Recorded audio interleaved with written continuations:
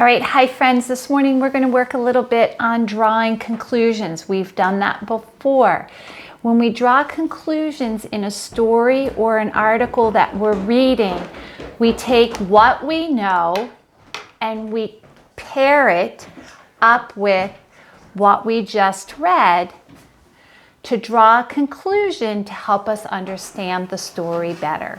Good readers draw conclusions from what they know and from what they read to make ideas or create ideas to help them better understand what they've read. So what we're going to do this morning right now is we're going to listen to a story. It's called Getting to School. This is one where you're going to listen.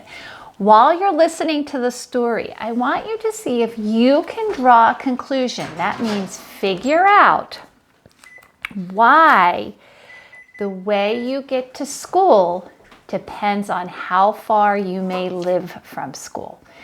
So that's a big idea, but what I want you to do is I want you to listen carefully to this little story and see if you can draw conclusions, or draw the conclusion, mean understand why how you get to school depends on how far you may live from school. So listen carefully. Getting to school. If your school is not far away from your home, you probably walk to school. Kids whose schools are far from their homes usually can't walk to school. Some kids ride in cars. Some take school buses. Some take regular buses. Some kids even take trains, subways, or that elevated train we talked about before that goes above the city. In places where the winters are snowy, some kids may go to school using a sled or skis. Some kids live on farms and ranches, and they can even ride their horses to school. Kids who live really far away from school don't go to a school building at all. They use a computer. They can talk to and see their teachers on the computer. Now that's very interesting because right now that's how we're going to school, and it's not because we live too far from school. It's just right now it's better and safer for us to be in our homes learning. So you are the first kindergarten class to ever share that with the kids in the story. I've never had that happen before, so that is a true coincidence. But yes, so now what I want you to do is I want you to think about some of the ways they talked about how some of these kids go to school. Some of the children walk to school. Some of them ride in cars or in buses. So if I add this information to what I may already know about ways to get to school, I can figure out and draw the conclusion that if you live close to your school, you would probably get to school how? You could probably walk, exactly. If I live further from school, I would probably use one of the other ways that they talked about. Bus, car, train, elevated train. And then they said even some of the kids that live out on farms might take their horses to school. So knowing what I know about how to get to school, the different ways that we can get to school, and then hearing the ways the children were going to school in the story, I can use what I already know along with what I read to draw the conclusion that how you get to school probably depends on how far you may live from school. So good readers draw conclusions from what they read and what they know already to answer questions to help them understand the story better. So for example, if I take a look in my Skills Buddy on page 114 and 115 in the blue stars, you can find that page. Okay, let's take a look at the girl. What do you see in the picture? I see a little girl holding a package, right? She's holding a present. And these words say happy, happy, happy. Okay? So Why does the girl feel happy? Why does the girl feel happy? Okay, well, let's talk about what do we already know? How do we know we feel when we get a present? We feel very happy when we get a present. Exactly, okay? And so I can use what I already know about how I feel when I get a present and the words that I'm reading, happy, happy, happy, to draw the conclusion that she is happy because she got a gift. How would you feel if you were the girl? You would feel happy, right? So we know how we feel when we get a present. And if I read the words, happy, happy, happy, and I put that together with what I know and what I read, I can draw the conclusion that she's happy because she got a gift, okay? So when we draw conclusions, we use what we know already and what we read to help us get the answer to questions that we may have to help us better understand the story, okay?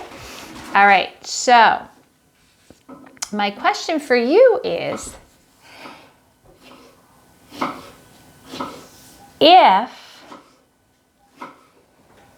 you take the subway to school, the underground train, where do you probably live? Where do you probably live if you take the subway to school? If you said you live far away from school, then your answer would probably be right, because you would not be walking to school if you're taking the subway. You have to go a little bit further, okay? All right, good job, my friends. Okay. And I would also think that if you're taking the subway to school, you probably live, where would you be living? Would you be living in the city or would you be living out in the country? If you said you probably are living in a big city, then I would say that you are correct, because in the big city, you would probably be taking the subway to get to school.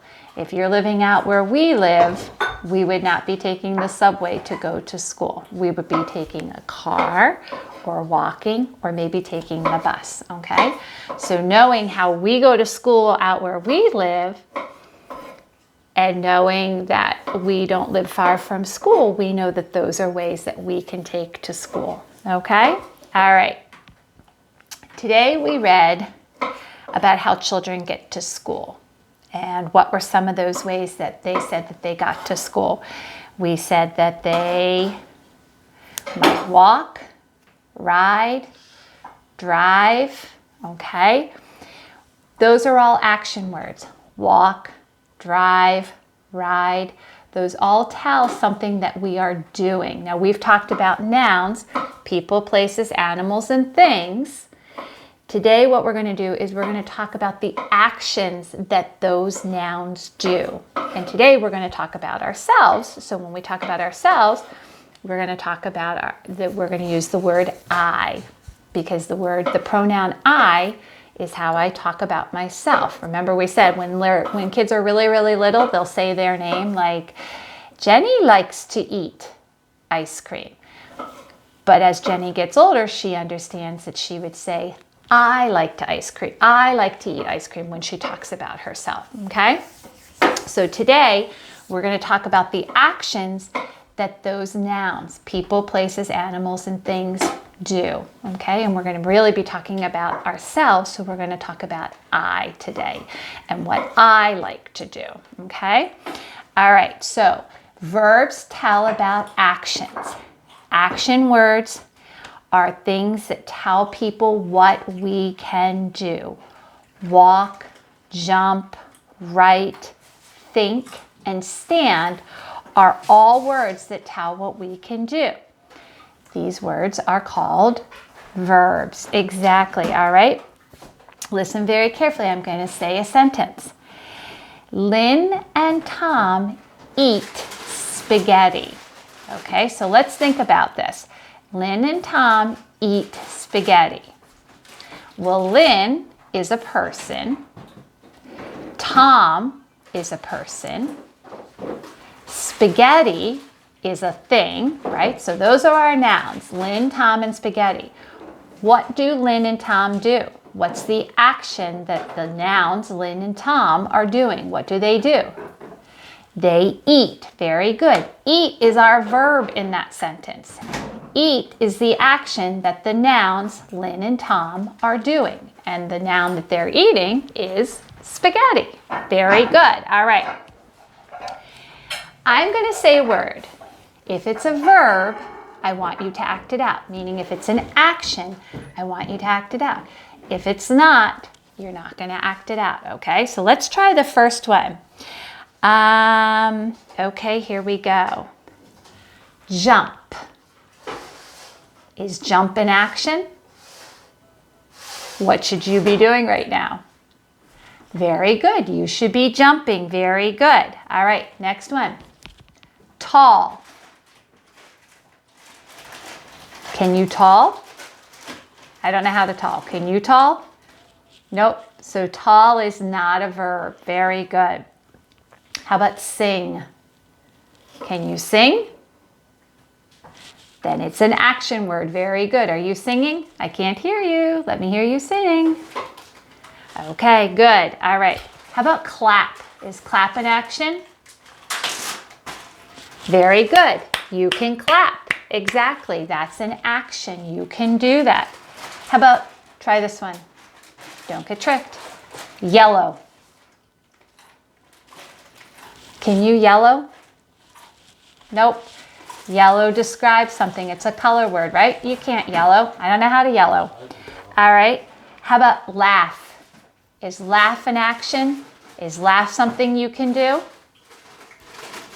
Absolutely. Laugh is an action. Good job. How about boy? Do you know how to boy? If you do, that's great. I don't know how to boy. Can you boy? You can't boy. No, boy is a person. Very good. So that would make it a noun. Very good. How about smile? Is smile an action? It sure is. Exactly. We can smile. Very good. All right.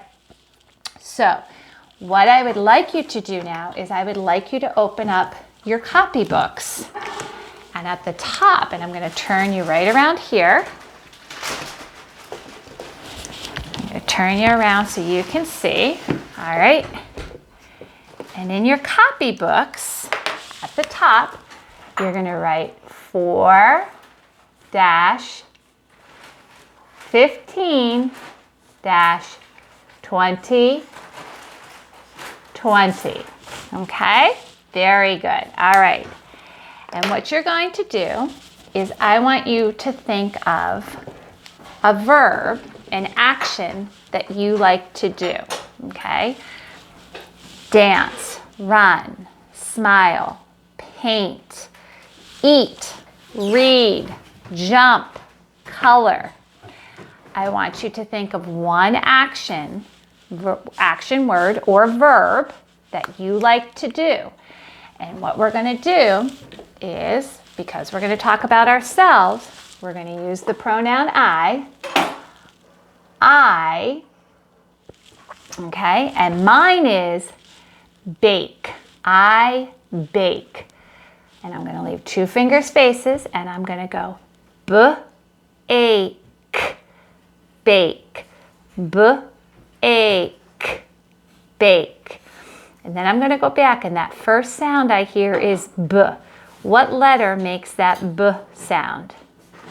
Very good. I'm going to write my B. B, A, A. What sound am I hearing there?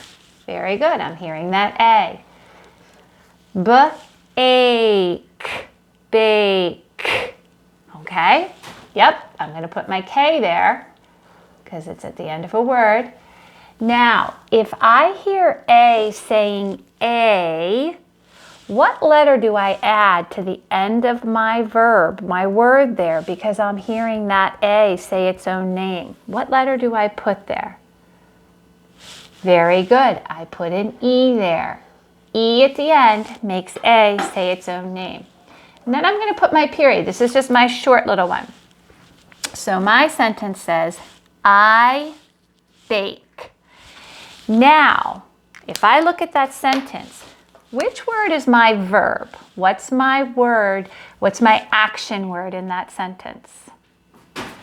Very good. Bake is my action word. So I'm going to circle bake. Okay, and that's my action word.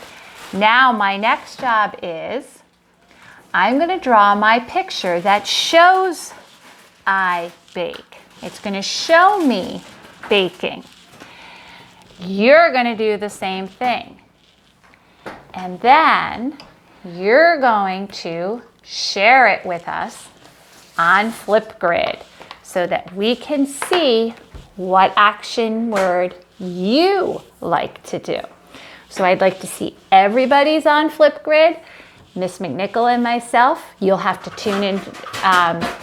You'll have to tune in to see what my picture looks like, and you're going to share with us, and you're going to read your sentence out loud. For instance, I'm going to say I bake, and I'm going to show my picture.